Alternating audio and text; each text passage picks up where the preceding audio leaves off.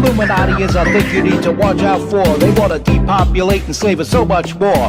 World domination, I'll get into that later. I'm hardcore, fierce and sexy. You're just a hater. You deserve the ridicule cause you're an absolute zero. I'm the keeper of the chalice, a rock and roll hero. I'm not an idiot nobody listens to, cause I'm not a failure in life like you. Let's talk about Bill Gates and the mark of the beast, and the orgies in the streets at the Catholic feasts, and Bill and Hillary's human trafficking ring, and George Soros got the money to pay for everything. Socialism is for losers, working for the devil. Chumps that can't fight, they ain't on my level. It takes an evil one to try to debunk and doubt it, so I'd rather die than stop talking about it. Watch out, watch out, watch out, watch out. Watch out for the Illuminati. Watch out, watch out, watch out, watch out. Watch out for the Illuminati. Watch out, watch out, watch out, watch out. Watch out for the Illuminati. Watch out for the Illuminati. What's good, my people? I had to do what I had to do. Welcome to the MC Too Tall Show with your hardcore, fierce, and sexy host, MC Too Tall. Howard Stern. The Howard Stern. If you're from my generation, you'll know the name very well. Matter of fact, if you're from any generation up to now, you're familiar with the name Howard Stern. Some of you may only know him as a judge on these talent shows or what have you. But at one time, he was the number one listened to and spoken about radio personality in the world, surpassing even Bob Grant and Rush Limbaugh. And may both of them rest their souls in eternal peace in holy heaven above. But Howard Stern went a different route. He was the shock jock, and everybody tuned in, whether it was WNBC, K-Rock, or on the Sirius XM station that he's on now, that he's about to get cut off of. And yes, a name as big as Howard Stern's once was, with that fame and fortune, he's being canceled. I never thought I'd see the day when a radio station decides, you know what, this guy's not making us money, get him out of here. And they're talking about Howard Stern, of all people.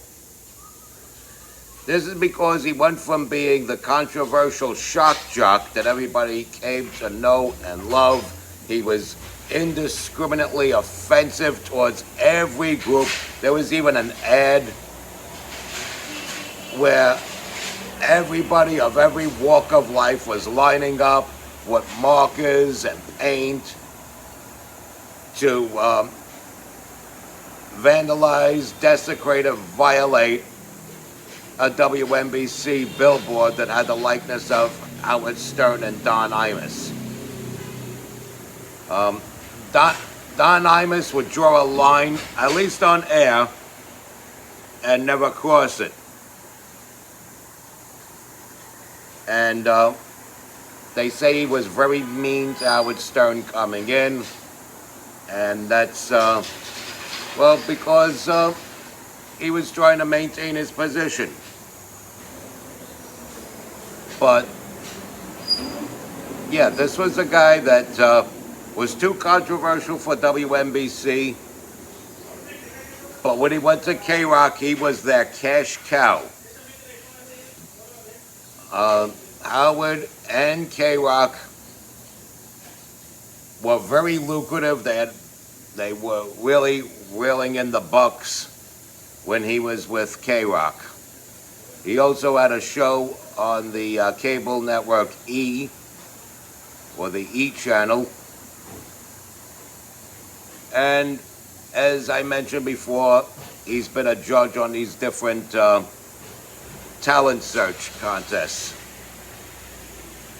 But one day in 2020, after Donald Trump made his bleach comment, Howard Stern said maybe he should hold a big rally. Everybody could take bleach.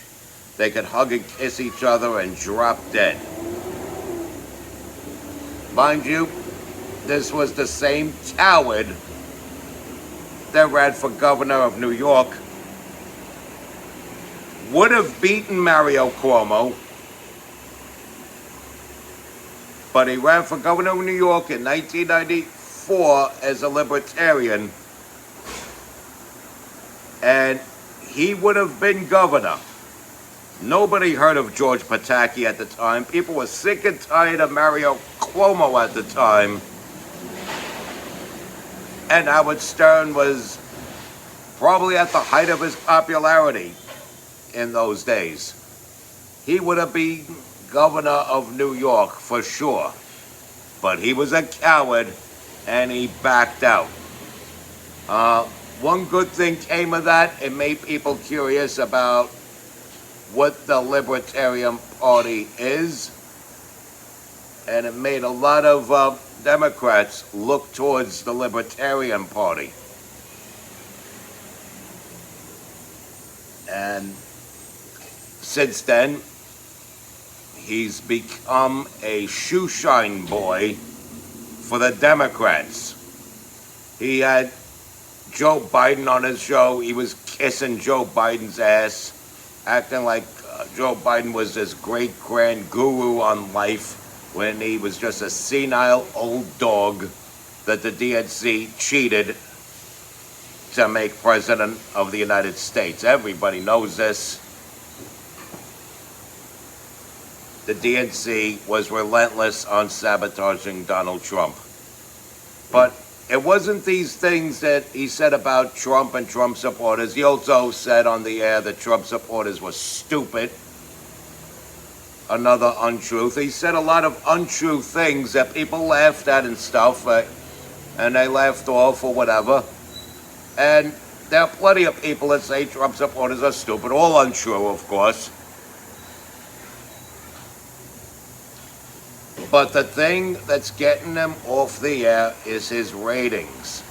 When you get low ratings, you draw in lower revenue. You don't make money, you become more trouble than what you're worth. You gotta go. If the general consensus was that Trump supporters were stupid, rather than the general consensus is most of the public is a Trump supporter now, people would have tuned in. They would have still been listening to Howard Stern, laughing at his dirty jokes, hearing him making fun of Boy George and Flavor Flav, and all, having people like Buck Angel on his show. They would have tuned in, they would have listened in, and they would have had a load of laughs. But the fact is, he became more serious and, quite frankly, boring. Howard Stern is boring. He's become this yuppie, fruity ass, kissing Democrat ass. And that's what causes ratings to drop, making the station look at their bottom line and say, hey, this guy's got to go. He's a bum. And yes, we never thought we'd see the day that this would happen to Howard Stern. But here we are. And, I'm not gloating about it.